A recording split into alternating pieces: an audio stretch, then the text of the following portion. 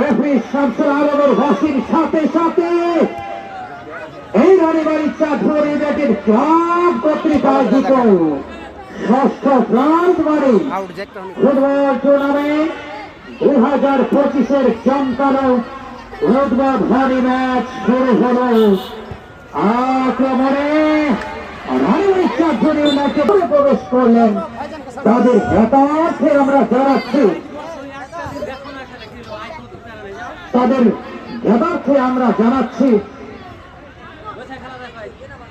নীল রঙের জার্সি পরে ফলাহাট ফুটবল দলের অনুকূলে ফলাহাটের 50 নম্বর জার্সি পরিহিত খেলোয়াড়